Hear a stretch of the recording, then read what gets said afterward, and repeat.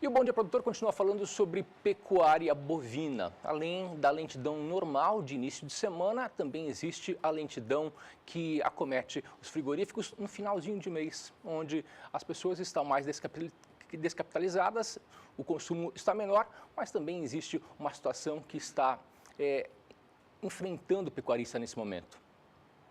Os frigoríficos estão pagando menos pela arroba do boi gordo e já no mercado a carne tem apresentado um aumento. E essa disparidade de preço é tema para nosso bate-papo hoje aqui. Eu com o João Pedro Couto Dias, analista de agronegócio do SBA.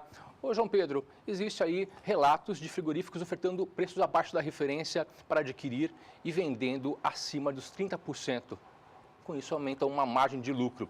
Existem preços da carne bovina em alta, por outro lado o pecuarista está ganhando menos pela arroba do boi gordo. Que situação difícil, né, João? Bom dia. Bom dia. Não, realmente é um esquisito no Brasil, né? Você hoje pegar pegar o valor que o frigorífico paga para a arroba da vaca e do boi e pegar o preço que ele coloca a mercadoria dele, a carne desossada na ponta. Ontem a CPEA e outras entidades falam em até 38% de margem bruta. Lembrando que há um pouco mais de um ano atrás, essa margem bruta não chegava a 15%.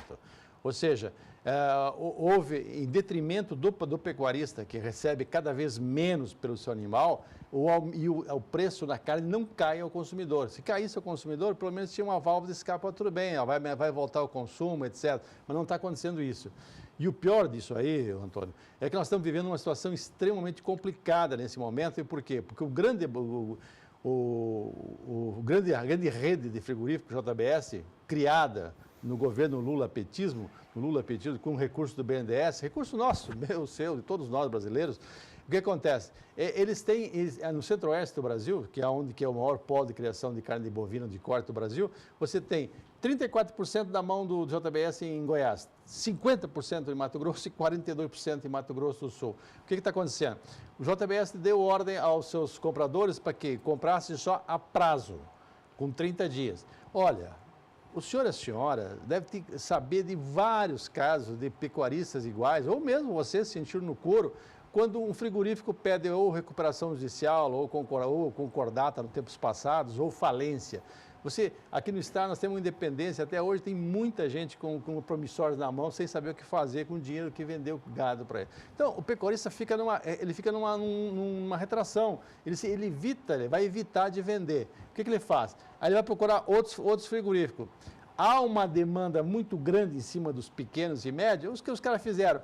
Puxaram o preço, especialmente da vaca. Hoje a vaca vale menos de R$110 a arroba, quando valia 124, 125, a questão de 45 dias atrás. Então, o que está acontecendo? Nós precisávamos, primeiro, achar uma maneira de equacionar essa questão do JBS, que infelizmente foi um monstro criado pelo governo, o governo teria que participar. Então, uma situação pontual da JBS acabou refletindo em todo o mercado com relação aos frigoríficos, que eles jogaram lá embaixo o preço da arroba do boi gordo. Olha, Antônio, essa dupla Joesley e Wesley, o dano que eles causaram à economia brasileira é um desastre. Mesmo não sendo no frigorífico, o fato da delação deles atrapalhou todo o processo político do fundo rural, por exemplo. Hoje, se o senhor e a senhora forem vender da pessoa física gado, vão descontar 2,3%.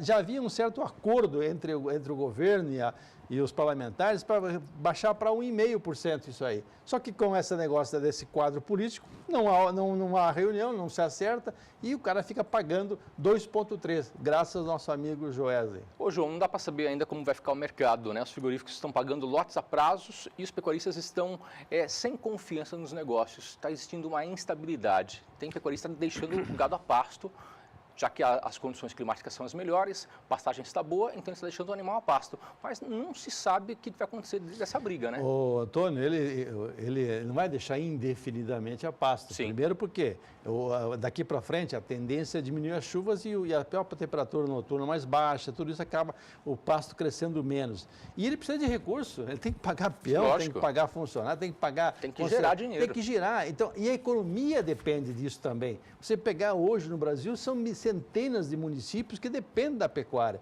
O dinheiro que o pecuarista, a hora que ele coloca no mercado, vai pagar as contas dele, acertar com o posto, acertar no supermercado, aquilo que gira a economia. Agora, nós temos um problema pontual, a questão de vender a prazo para o JBS. Está com todo mundo com medo. Como é que se equaciona isso? Quem que é o principal responsável por isso? É o Lula e a Dilma. Infelizmente não estão na cadeia. Mas quem foi o braço operador deles? BNDES. BNDES tem 21% do JBS e a Caixa Econômica tem 4%, tem 25%. Olha, um pecuarista ligar para o frigorífico e falar, olha, eu quero vender à vista. Ah, não vai dar, não. Aqui só se compra a prazo. Ele não vai fazer nada. Agora, o setor, a CNA, as federações da agricultura teriam que estar brigando em conjunto. Primeiro, chamar o BNDES. Ele foi o responsável por criar esse monstro, quem pariu o Matheus que embala. Então, ele vai ter que ajudar a resolver. Assume o BNDES depois da manhã, Paulo Rabelo e Castro, o cara foi do BGE, ele sabe a importância que o setor agropecuário tem na economia nacional.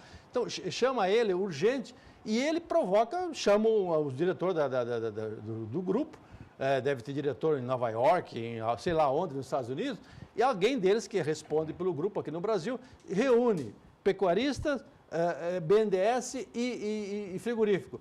Acha um jeito de fazer um fundo de aval. O que é esse fundo de aval? Pega os recebíveis que o JBS gera a hora que ele vende a carne, que ele exporta, que ele emite fatura de exportação e faz um fundo. Esse fundo fica lá. Esse fundo avalizaria as promissórias. Ao invés do pecuarista avalizar, ele entrega o boi dele. E para descontar, ele tem que avalizar o próprio animal, o próprio dinheiro dele mesmo. Esse fundo faria um fundo de aval. É uma maneira de destravar o mercado. E nada mais justo, já que o Friboi está ganhando 30%, 35% em cima da carne desossada, por que não ele gastar 1% a 2% a mais, ter um custo financeiro e criar esse fundo? Eles conseguem fundo de aval nos Estados Unidos, na Europa, com bancos de rating AAA, bancos de primeira linha, a um custo muito mais baixo que no Brasil. Se eles não querem colocar os recebíveis, arrume um fundo de aval.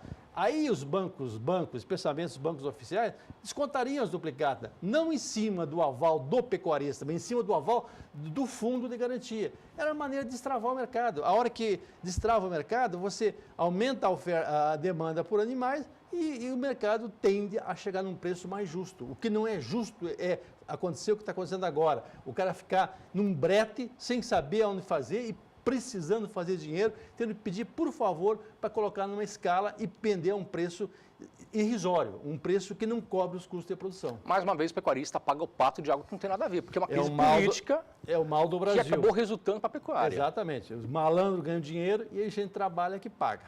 Perfeito. João, obrigado. Bom Até trabalho. amanhã.